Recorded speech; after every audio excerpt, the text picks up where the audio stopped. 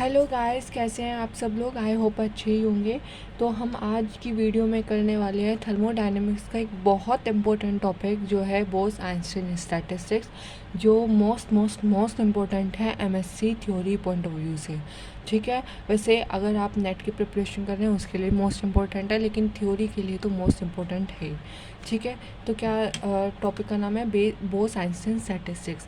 इसमें क्या होता है, आपको इसमें डेरिवेशन करना होता है। मोस्टली फिजिकल में सारे डेरिवेशन ही है सेकंड सेमेस्टर में। ठीक है, तो इसमें भी डेरिवेशन पार्ट है ये आपका।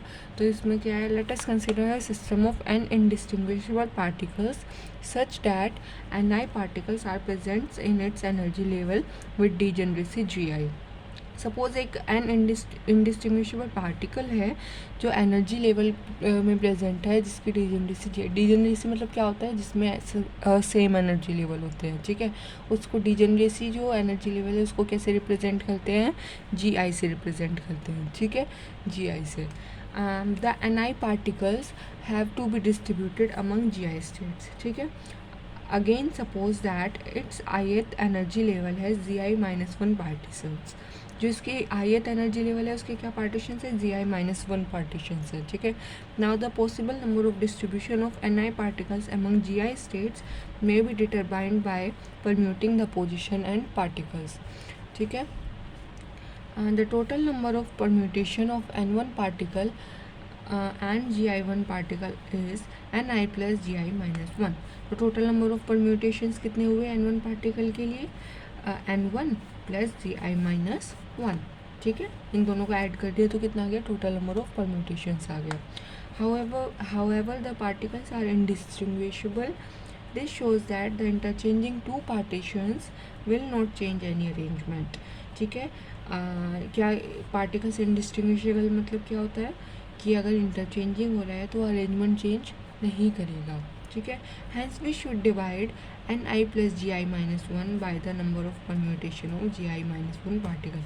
तो हमें क्या करना पड़ेगा, डिवाइड करना पड़ेगा। ठीक है, डिवाइड कैसे करेंगे, नंबर ऑफ अरेंजमेंट्स कितने होते हैं, number of arrangements is equal to N I plus G I minus 1 divided by N I G I minus 1। ठीक है, now suppose the total number of particles and total energy कितनी होती है, constant है। Suppose करो constant है, तो n equals to summation of N I, constant लिख देते हैं, u is equal to summation of N I और E I is equal to constant. ये फर्स्ट इक्वेशन मान लो, ये सेकंड मान लो, ये थर्ड मान लो। ठीक है, अब thus the thermodynamic probability W for the system containing n particles is given by, ये thermodynamic probability हो गई। ठीक है, अब taking log on both sides we get, हम क्या करेंगे, अब इसका लॉग ले लेंगे दोनों साइड से। तो L N W is equal to L N N I plus G I minus 1। ठीक है, डिवाइड में है तो माइनस हो जाएगा, minus L N I minus L N G I minus 1। ठीक है, assuming that ni and gi are very large we can apply Stirling approximation। assume करो कि जो ये ni और gi की वैल्यू बहुत लार्ज है, तो हम इसमें क्या करेंगे, Stirling approximation यूज़ करेंगे। ठीक है, इस Stirling approximation का फॉर्मूला क्या होता है, ln x equal to X L N X minus X. ठीक है, तो हम ये इस पर अप्लाई करेंगे तो हमारी वैल्यू क्या आएगी, L N W is equal to summation of N I, पहले हमने इसको अप्लाई किया इस पर। ठीक है, N I plus G I L N I plus G I, देखो इस फॉर्मूले से अप्लाई किया, minus N I N I minus G I L N G I plus constant. ठीक है, जहाँ पे N I plus G I minus 1 is equal to N I plus G I है और G I minus 1 is equal to G I है। ठीक है, अब differentiating equation 5 with respect to N I, अब हम इक्वेशन 5 को एन आई के रिस्पेक्ट पर डिफ्रेंशिएट करेंगे and setting the differential equal to 0 gives the most probable thermodynamic states of the system. फिर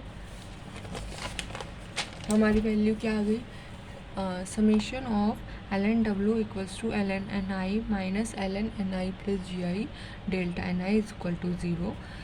जब इसको ऐसे लिखेंगे तो क्या आ जाएगा, N I upon N I plus G I delta N I is equal to 0। ये इक्वेशन 6 हो गई। ठीक है, हम सेकंड और इक्वेशन हमारी क्या थी, हमारी कांस्टेंट था एन और यू की वैल्यू, वो हमने दोबारा लिख दी इसमें। ठीक है, अब हम क्या अप्लाई करेंगे इसमें, लैग्रेंजेस अंडरमाइंड मल्टीप्लाई अप्लाई करेंगे 6, 7, 8 तीनों इक्वेशन पे। तो हमारा क्या आएगा, L N N I upon N I plus G I plus alpha plus beta E I delta N I is equal to 0। ठीक है, since the variation delta N I are independent of one another we have, अब क्या है, ये independent होता है क्योंकि, तो ये हट जाएगा डेल्टा एन आई, तो ये आ जाएगी इक्वेशन इज इक्वल टू 0 आ जाएगी। फिर जब हम इसको करेंगे सॉल्व तो L N G I upon N I plus 1 alpha plus beta E I. ठीक है, लॉग हटेगा, जब लॉग हटेगा यहाँ ई की पावर में आ जाएगा। ठीक है, तो जी I upon N I plus 1 E alpha plus beta E आई, और जब एन आई की वैल्यू निकालेंगे तो ये जी आई ऊपर चला जाएगा। ठीक है, ये नीचे आ जाएगा। ठीक है, तो this equation gives Bose-Einstein distribution law. तो ये है हमारा बोस-आइंस्टीन का पूरा डेरिवेशन जो एमएससी के लिए बहुत इम्पोर्टेंट है। तो आप इसे पूरा प्रिपेयर कर लेना। ठीक है, आएगा ही आएगा। ठीक है, तो आज की वीडियो के लिए इतना ही। अगर आपने अब तक चैनल को लाइक शेयर एंड सब्सक्राइब नहीं करा है तो वो कर दीजिए और बेल आइकन प्रेस कर दीजिए, जिससे आने वाली सभी अपडेट्स आपको टाइम टू टाइम मिल सके। Thank you so much.